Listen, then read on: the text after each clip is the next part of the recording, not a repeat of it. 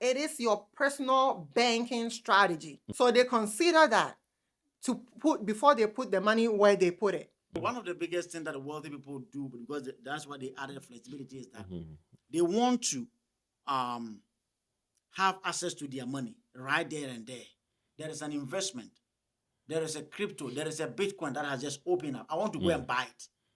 I don't have to go and explain myself to somebody to take my own money. They want to have that freedom to go and take their money without any restriction. So whilst you are alive, estate includes your liabilities and all your assets Okay. together.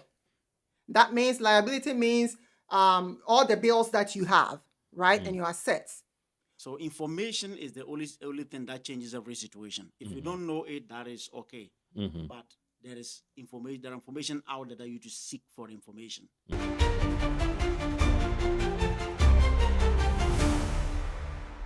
We are still on the 10 financial principles of the wealthy people. Mr. Ike, it's Yes, Mr. Ike Mr. 10. Mr. Ike, you were about to hit on the fifth The fifth the fifth principle or the fifth financial principles of the wealthy people. Can you take us through that? Okay, all right. Thank you very much. So we're good. So fifth principle we're going to talk about is avoid double taxation. So the wealthy people consider taxes. So Benjamin Franklin said something. He said, "Hey, but folks, there are two things that are guaranteed in America. Number one is death. That means it's guaranteed that one day you're gonna die. And I'm sorry to tell you that if you don't know, it's part of 10. Even Bible says appointed unto man to die once. So once that is coming. So one thing that is guaranteed in life and in America is death. Number two thing that is guaranteed in America is taxes. You cannot run away from taxes. So that is why the wealthy people has incorporated that concept into their principle. Now remember, taxes are designed by IRS, the tax codes. They're called Internal Revenue Code, IRC. So these IRCs, what they do is they tells you whether you're going to pay taxes or you're not going to pay taxes. Now, there are tax codes that allow you or you are mandatory to pay taxes. There are tax codes that allows you to grow the money and don't pay taxes on it. So it's called tax advantage accounts. This is what the wealthy people take a look at and they see they put their money in. Now, if you ask 1 million people right now, or the viewers, if I have to ask you right now, do you think that taxes are going to go up in America or they're going to come down? Everybody going to say taxes is going to go up. Yeah. Tax is going to go up in the future because America do not run on Duncan. America runs on taxes. Okay. They use taxes to run everything. Right. So taxes are definitely going to go up. So if we know that taxes are going to go up, then what it means is that we need to plan in our retirement. We need to use tax advantage or tax effective accounts, so that one day when you're going on retirement, you'll be able to take some of your money tax free. Now, if I have to ask you, would you prefer to pay taxes on the seed of corn, one seed of corn, like one, or I give you that seed for you to go and plant it, and one day when you're going to a retirement or when you go harvest that money, you come and pay taxes on the harvest? Which one do you prefer? On the seed, which is one seed, or the harvest? I would prefer to pay the taxes on the seed Okay. because it's just small. Absolutely. Small, yeah. Just But one. on the flip side, that is not what Americans are doing. We are doing the opposite side, because everybody want to grow their money, and when they're going on retirement, they pay taxes on the money. So if you're going on retirement and taxes are about 70%, 20%, 30%, you're going to pay 30% of your money to Uncle Sam. That is what the elite people incorporate that into their plan. Who is Uncle Sam? Oh, IRS. Uncle Sam is IRS. So Uncle Sam is IRS. They don't work with you, but they take part of your money. Now, avoid double taxation. Let me say something. In your let's say you go to work. You work at a job, they cut you a check. Before the check will get to your hand, do you know that you pay taxes on it already? Yes, you pay taxes on it already. Yeah. But when the elite people receive that money, that they've paid taxes on it already, they are looking for tax codes that they can put their money in, and then they invest the money and they never pay taxes again on it. But here is the concept. The average American will get the paycheck from their job, that is tax. They put it in their fixed account, which is what? Savings, checkings, and CDs. Do you know that you pay taxes on your savings and your CDs? Yeah. Yes, because at the end of the year, the bank was going to bring you what? That 10 and what? 99 INT to file taxes. After what? Getting that paycheck, that is already taxed. You go put it into what? Into 401ks and stocks and other Robinhood accounts. Do you know that when you're going to take that money, you're going to pay taxes on it again? So what are you doing there? That same dollar, how many times have you paid taxes on it? Twice. Twice. That is what is called avoid double taxation. So they pay taxes, they pay their fair share. They pay the fair share of their taxes. They make the money, they pay taxes on it, they invest it, they take it out tax-free. They take it out tax. So they are leveraging the tax codes that are built by Uncle Sam himself to be able to grow their money and take that money home tax-free. So if you take a look at this one here, now in the variable concept, such as what? IRC 575 concept, it allows you to be able to grow the money, and then you're going to pay taxes on the interest though, but the money that you started with is tax-free.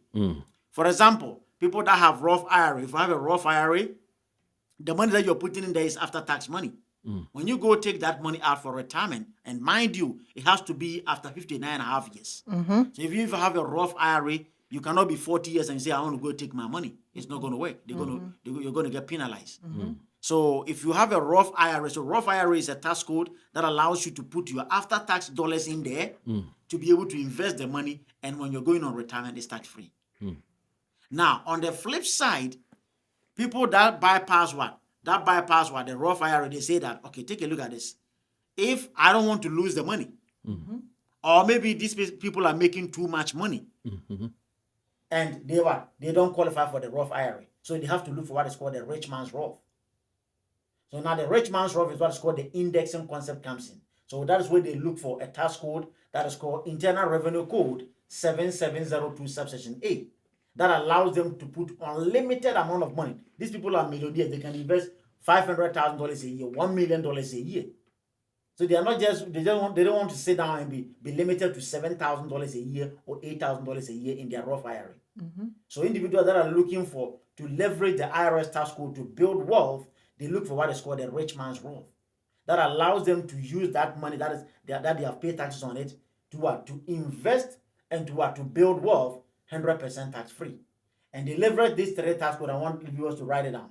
The first tax code is called the TEFRA. And then they leverage one. So the TEFRA allows you, the first one is DEFRA. So DEFRA allows you to grow the money tax deferred. Tax deferred. So they say, all the interest that I will get in that account, I don't pay tax on it. Tax deferred. Now they're going to use another tax code that is called the TEFRA that allows them to go and take the money from that account for retirement or to go and buy their house, to go and buy their car without paying taxes. So they grow the money tax deferred, they use it tax free, and then they use another the last tax code is called TEMRA. So TEMRA allows them to be able to pass that wealth that they have built to their next generation 100% tax free. So they build it tax deferred, they use it tax free, they pass it on to the next generation 100% tax free. Wow. So it's not just avoiding double taxation, but also look for account that will be able to allow you to build your asset or build your financial house 100% what? Tax free. Tax free. So avoid double taxation. If you put money in an account, remember, you've paid taxes on the money already. Are you going to pay taxes on it again? No. That is what is called double taxation. Okay. Double taxation. So that is what is called principle number 5. When you are building your wealth, make sure that you are leveraging. At least the name of the game is diversification. But whilst you're paying taxes here and there, look for an account that you'll be able to take it tax free. Okay. At least At least. at least. I want to also make sure viewers really fully understand the double taxation that we're talking about. We are talking about the interest that you earn in these accounts, right? So the double taxation is pretty much saying that, okay, like Isaac said, before your job cuts you your paycheck every 2 weeks or monthly or whatever, you already paid your fair share of your taxes. And so whatever account that you put that paycheck in, the interest that you earn in that account, depending on if you leverage the right account, you will not pay taxes on that interest that you earn in that account. That's what we're talking about. Okay. Whether you pay taxes on the interest you earn or don't pay taxes on the interest you earn. Okay. Okay. All right, Bernice. As you were talking about the sixth principle, right? So can you elaborate it a little bit so that the viewers will also be able to understand it perfectly? All right. So we are on the sixth principle, financial principle of successful people. And number 6 is flexibility and liquidity. Mm-hmm. Can you come a little bit, just a little bit? So the wealthy, Mm-hmm. when they go through all from number 1 to 5, they want to make sure also they consider wherever that I put my money, I should be able to go in there at any time that I want to get my money out, to put toward another investment or use it whatever I want to use it for. I shouldn't be restricted by age, right? Because it's my own money. They shouldn't tell me that, yeah, you have to wait till age 59 and a half before you can get the money or you pay penalties. They don't want that, right? They want to be able to have free access to their money just like their checking accounts and savings account.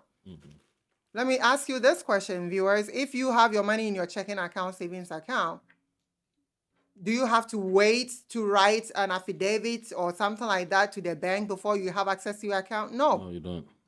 It's that flexible, right? So that is a fixed account. The fixed account, you can go in there at any time, right? What about some of our traditional or variable accounts?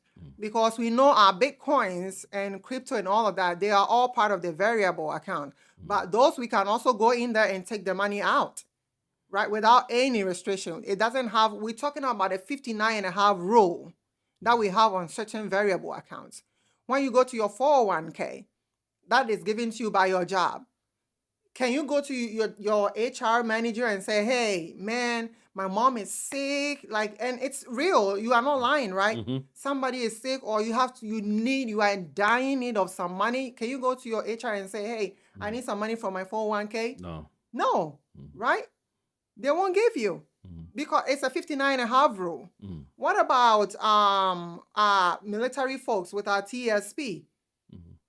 Can you go in there and take money? No. Yes, you can actually, right? But you're going to incur a penalty. Oh, okay. The same as the 401k. So. The same as the 401k. If you are not 59.5, you're going to pay penalty. You can go in there, it's your money, but you're paying penalty and taxes on there because you didn't wait. So it is your money, but it's not your money yet. Okay. Right? But what about our index accounts? Example, like the life insurance. With the right type of life insurance, you can go in there and take money in and out, just like you treating your checking and savings account. As long as you have cash built up in there, cash surrender value in there, you can go in there and take money. They don't want no restrictions. Life insurance, if you are leveraging the right type of life insurance, it doesn't have the 59.5 rule. It doesn't apply. You don't pay penalties in there when you go access that money. Okay. Right? So they really want to, they're working hard and they are saving their money in those tax advantage accounts. They want to make sure that it is Someone said, if only you have cash value. Yes. In J. Yes. If only you have cash value in there, right? You can go in there and take money out. If you don't have cash value, you have to wait because with this type of life insurance we are talking about, it's just like you purchasing a home, right?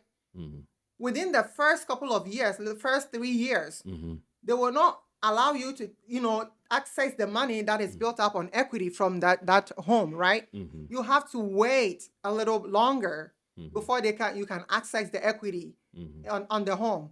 It's the same with the right type of life insurance, which is actually, since we are talking about the indexed account, it is the indexed universal life insurance. Okay. The indexed universal life insurance.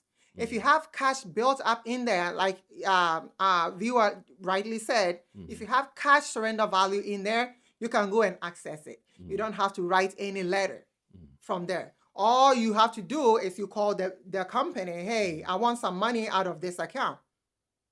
Do you know the only questions they're going to ask you? What question is that? They're not going to ask you to bring any, banks, like court statements or anything like that. They're going to ask you, do you want it as a savings? As a withdrawal or a loan? That's a loan.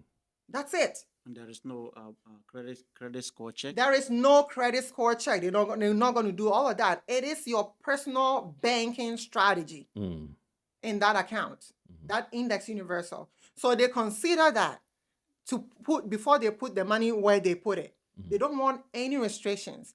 How would you feel, TRK, if you go to your checking account, you go to the bank, you have money, you know that you have money in your checking account. You go to the teller and they say that you want money, you want to take some money out, but they tell you, wait, do you have anything like a court order, or do you have any police report to come and take the money? How would you feel? I feel bad. It's my own money. It is your own money. Yeah. Yes. Right? And so leveraging the right type of financial portfolio, these elite people or the wealthy people, they don't want no restriction, because what if they see a property down there, down the street, they want to go and purchase, and you're telling them you're going to incur penalty if you take it? That means that maybe the amount of money they want to use toward that investment, they cannot have access to because they have to pay penalty and tax.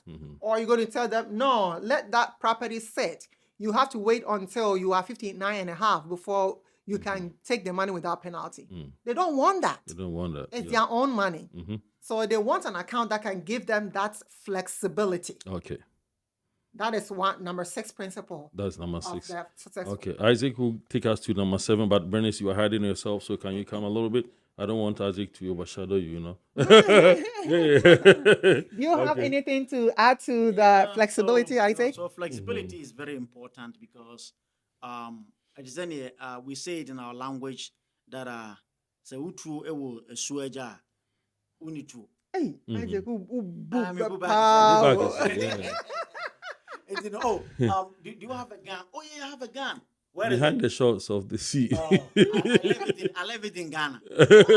We need a gun right here. Yeah. So one of the biggest things that the wealthy people do, because that's why they added flexibility, is that they want to have access to their money right there and there.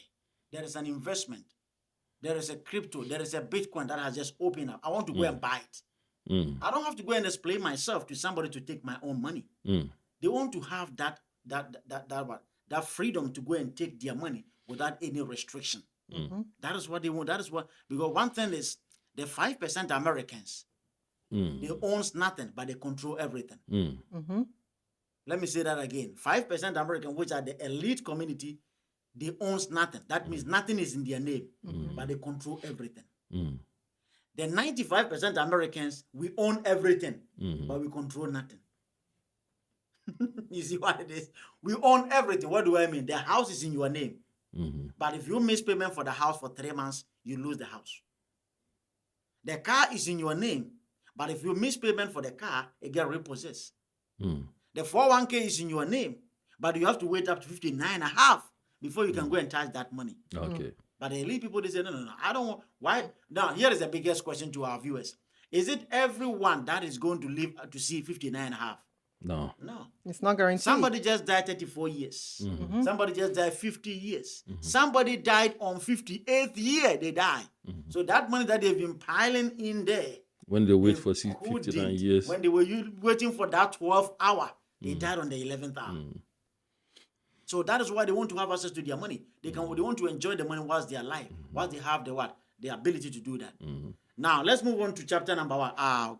What do you call it? Principle number 7. But before you go, that what you were saying, right?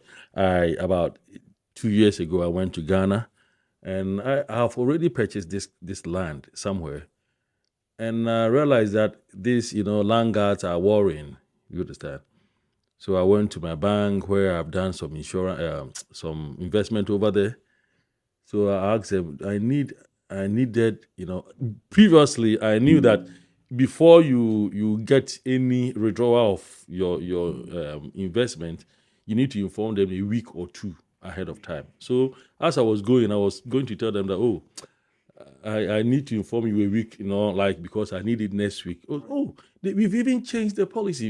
You can withdraw for you right now and then. Oh, really? Oh, yeah, we can withdraw it. It will not affect me. Yes. So what you are saying is true. And I was relieved. Had it not been that, probably if I had to wait for a week or two, the land guys would have done something else with it. So I needed this money to fence the land so that I will be able to, you know what I mean? Yeah. So yeah, it's a very good, Sometimes you need money right there and then. right there, and Money. yeah. So But you if need the kind put of the money in an investment that will account help. that you are not able to access it, then it's going to put you on a tight corner. Okay, go to the let's seventh let's go principle. to the seventh principle, who talks about compound interest. Now, compound interest is one of the biggest things. When we were in school, we were taught two interests: simple interest and compound interest. Simple interest versus compound interest. If you remember way back in college or maybe in high school, or maybe in middle school, we did learn about what is called these things. Maybe some people also learn in the college level. Now, the reason why the school system was teaching you compound interest is that it's one of the biggest things that you need in life to be able to build wealth. The eighth wonder of the world. Now, what is the name of this guy? Albert Einstein stated that compound interest is the eighth wonder of the world. That means among all the things that are so wonderful, that can give you chills, it can give you goosebumps. Compound interest is number 8. So, but unfortunately, when we leave the school system, we forget about compound interest. So compound interest simply means that the money that you accumulated this year, you're going to keep it and you're going to build upon it next year. So if compound interest is number 8, now I even believe and love compound interest so much, then number 1 to 2, where are they? Number 1 to 7. If you get to know number 1, bro, then you Number so one excited. So no, number 1 to 7, they will not make teach money us. and not lose money. Yes. So compound interest is number 8, but just look at how compound interest can work for you or can work against you. So now, compound interest, unfortunately, does not work in 2 accounts. And these two, I'm not going to mention names, or I'm just going to categorize them. Any account that you are getting smaller interest rate, you are not getting compound interest in that account. So let's say you are earning 0.1, 0.2, 1% interest rate. Now, in the financial realm, there is something that is called Rule of 72. Rule of 72. That simply means that take the number 72, divided by your interest rate. The answer that you will get will tell you how many years it's going to take you for that money to double for you. So let me give you a typical example. I put my money in the savings account. The bank is giving me 1%. 72 divided by 1, the answer is what? 72. So that means if I put in $100, it will take 72 years for that $100 to become $200 at 1% interest rate. So these are some of the concepts. So these people. So imagine Oh my you getting goodness. 0.2, 0.3%. Divide that. You're 300 years. Yeah. The money is still sitting down, These people are weak. not doubling.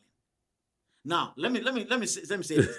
Once we have forgotten about compound interest, the banks have not forgotten about compound interest. Nope. The mortgage company did not forget about compound That interest. is the 8th wonder. The credit union did not forget about compound interest. So that is why when you take a loan, by the time you are done paying the loan, you have paid more than 3 times of the money. By the time you are done paying your credit card, you have paid more than 3 times. Let me tell you some funny thing. My wife and I, we went to take some car, right? You bought some car and you go, oh, we're like 40-something thousand. And, we were so happy. And my little girl said, Daddy, wait. Have you calculated how many years are you using to pay the car? And then we told her.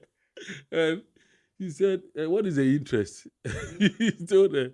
He calculated it by the number of years. Daddy, do you know by the time you finish paying the car, you pay this amount? I said, what? Yeah. My wife said, come on. Let's take it back.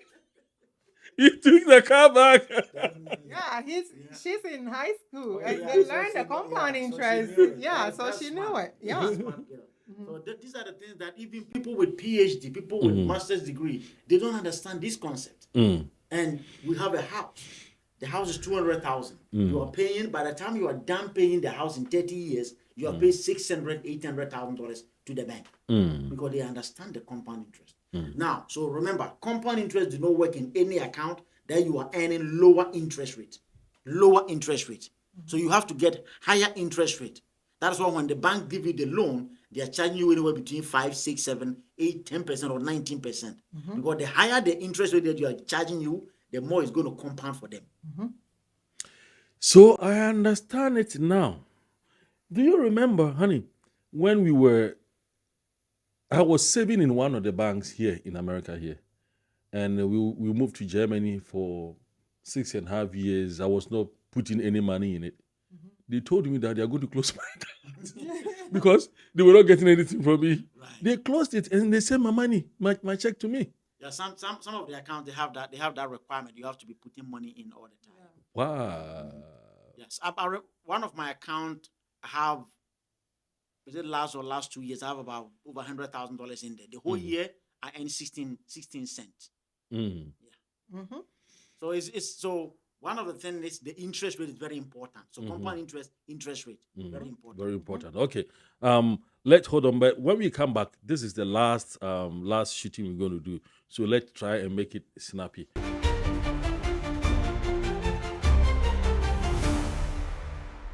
So remember, the one thing that you need for compound interest to work for you is the interest rate. Once you're able to lock in interest rate 5-6% going, and one of the biggest things that people also don't get interest rate is that they are looking for higher interest rate. Don't look for higher interest rate like 50%, 30%, 100%. That is what they did in Ghana, and Number somebody ran away with their money. So those are the things that remember. So if you go back in history, like even 1998 all the way down, the highest that the market has made up. I don't think the highest, even the market like the S&P 500, the global index, they have made even 30%. I think it was like 28% or something. But when it started to go negative, there was a year that it went down 43%. That is the law of gravity. That means that it is very hard for you to go up, but for you to come down, it is so easy. So don't aim for bigger interest rate, 6%, 7%. That is what we don't know. That is 15%, 20%. Just take those small interest rates. Now, another thing that you need to be able to build compound interest is that in an account that you never lose money. Principle number 1, right? Yes. So in order for you to build have compound interest in your account, so compound interest does not work in any account that you lose money, because you try to compound your money and then you lose it, and then you compound it again, and then you lose it again. Then it's just like you want to go to Walmart or Costco. You drive 5 miles in, and then you put the car on reverse. Then you come back 5 miles. And then you drive another 5 miles again. You never reach You Costco. never get there. So compound interest does not work in any account where the money goes up and then it comes down. Then it goes. So 2 things. For you to get compound interest, look for an account where you are getting an average of about 5, at least to, let's say 10, 15, 20%. Or look for an account where you never lose money. If I don't lose the money and I'm even getting 5% interest rate, I like it. Because with time, that money It will will be able to accumulate. compound Yeah. with time. So that is the principle of what is called compounding interest. And that is what is killing us. Because I was telling someone, a friend of mine here, about this what you call it, this financial portfolio, and he was saying that, oh, I've gotten another one that pays, the interest rate is a little bit higher for me. That is dangerous. You know, they may not explain everything to you. So yeah, what you're saying is true. Okay, Bernice, let's go to the 8th principle. Yes, we'll go to the 8th principle. It's pretty simple. We will not take too much time on there. But I want to put this in the minds of our viewers that when we are looking for an account to build compound interest, or we are talking about, interest, it's more about the interest that you keep, not the one you earn, right? You can earn about 20-50%, but are you able to keep all that 50%? Let's think about it. It's about the interest you keep, not what you earn. Okay. So number 8 principle is Social Security. And Social Security, we can't talk much about it because it's controlled by the government, right?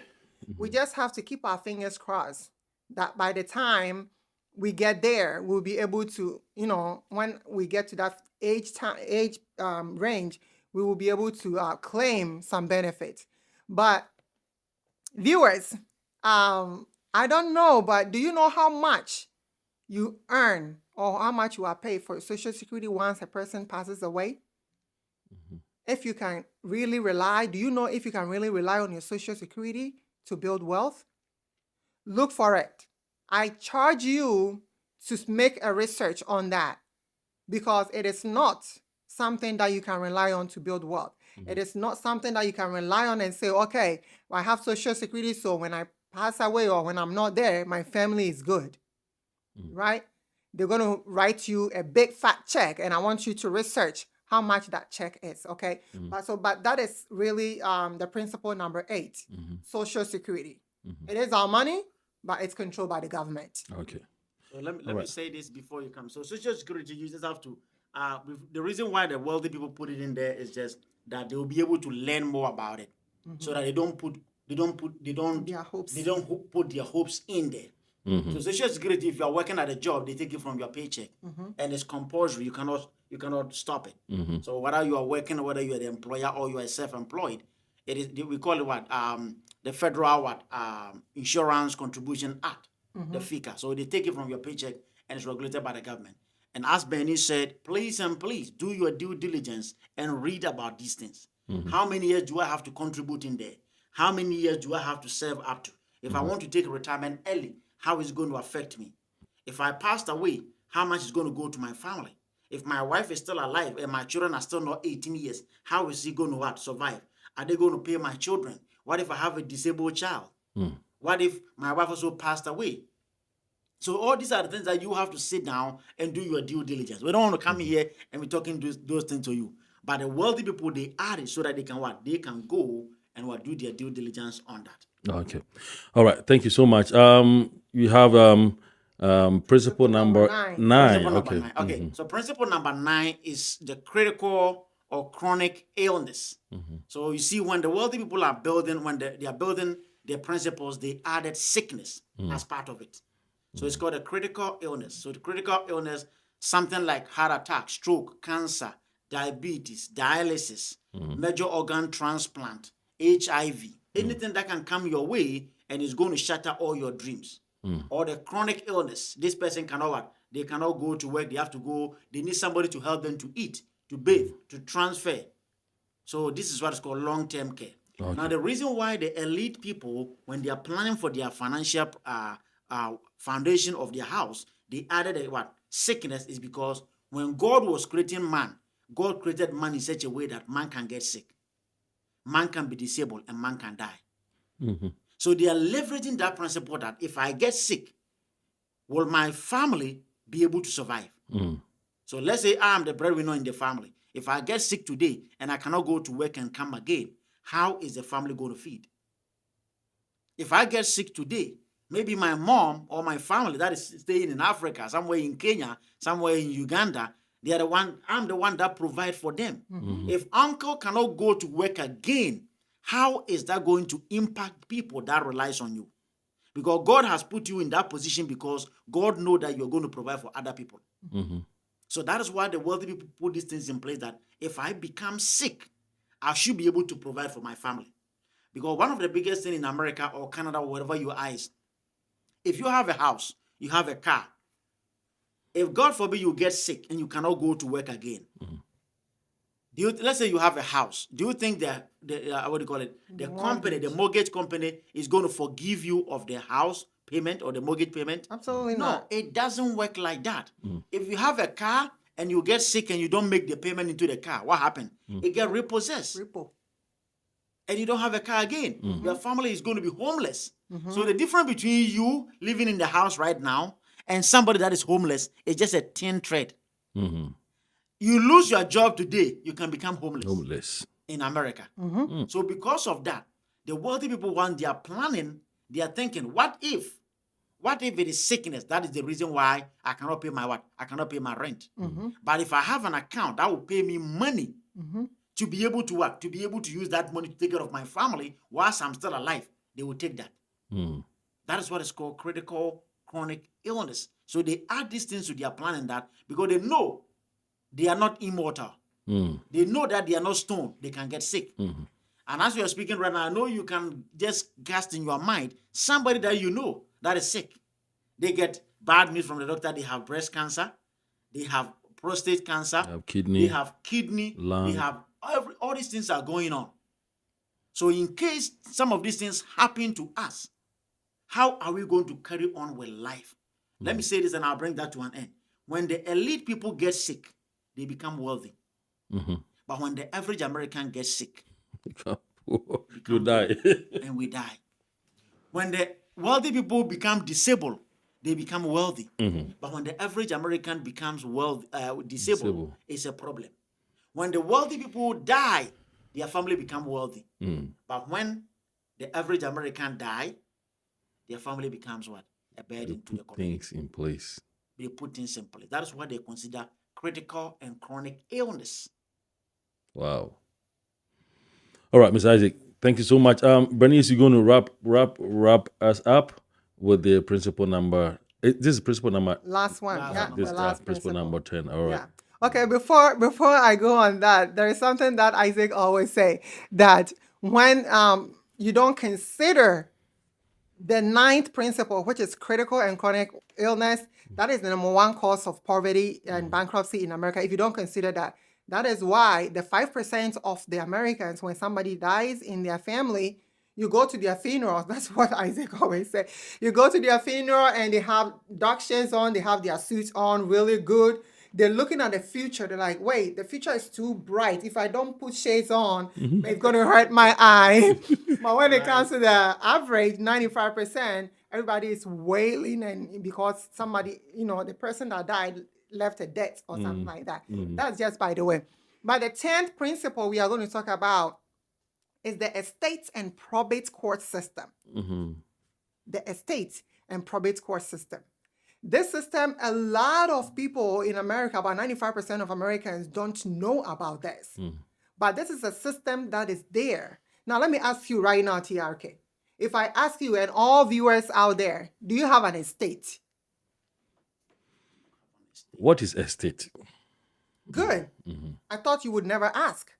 So whilst you are alive, estate includes your liabilities and all your assets together.